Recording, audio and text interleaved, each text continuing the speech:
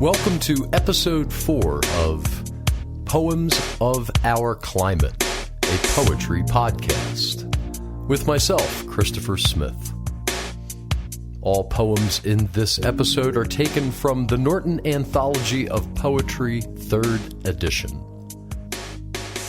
The first poem was first published in 1960, titled Sleep in the Mojave Desert.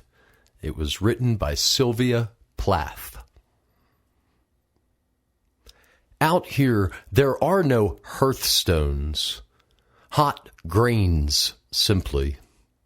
It is dry, and the air dangerous.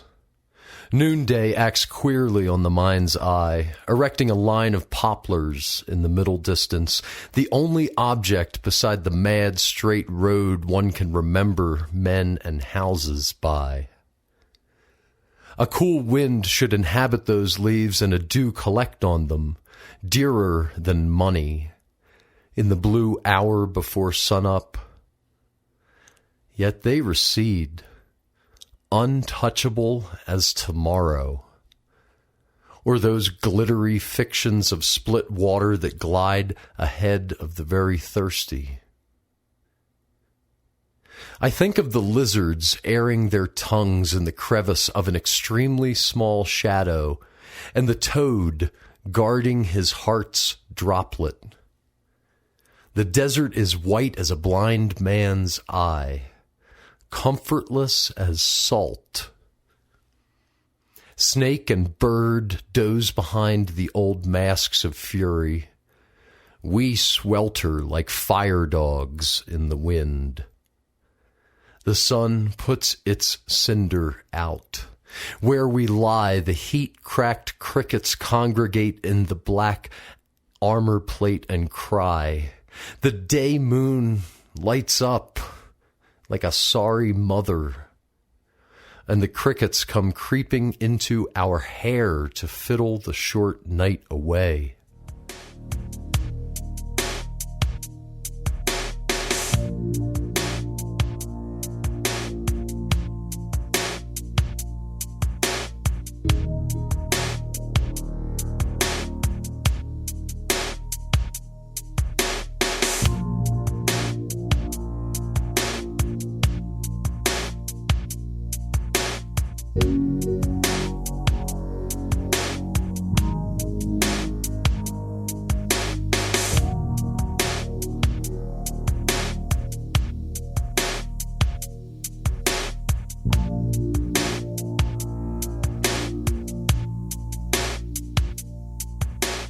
Poem in this episode was written by Leslie Marmon Silko and was first published in 1981. Prayer to the Pacific.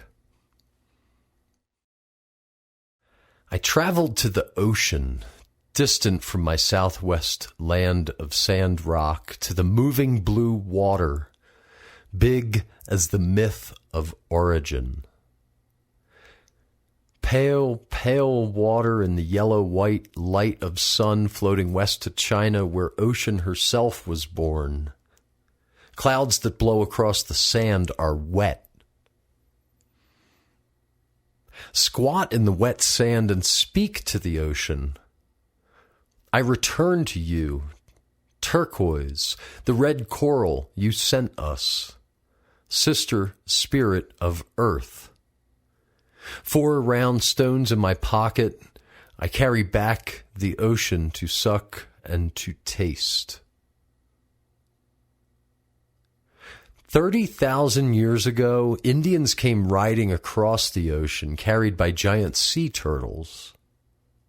Waves were high that day. Great sea turtles waded slowly out from the gray sundown sea. Grandfather turtle rolled in the sand 4 times and disappeared, swimming into the sun. And so, from that time immemorial, as the old people say, rain clouds drift from the west, gift from the ocean. Green leaves in the wind, Wet earth on my feet, swallowing raindrops clear from China.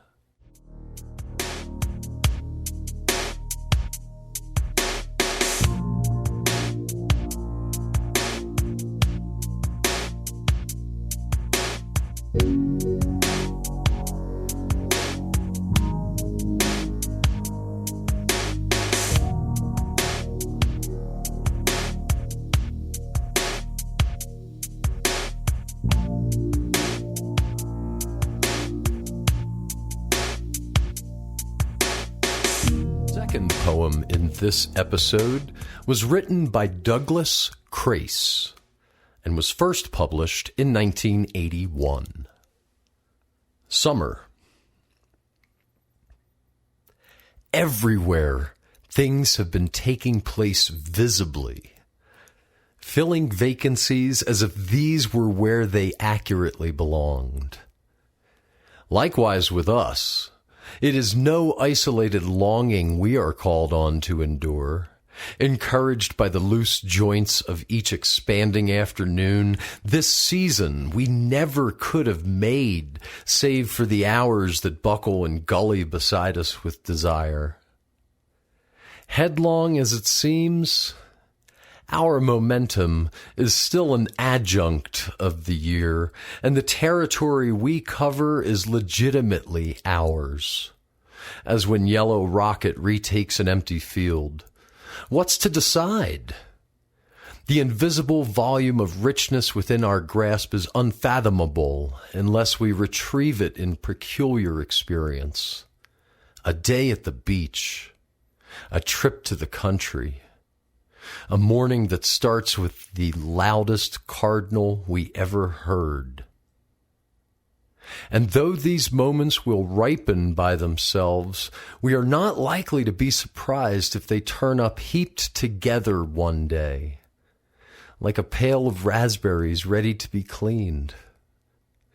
In total, no fuller and no less than the space that was exactly available at the time.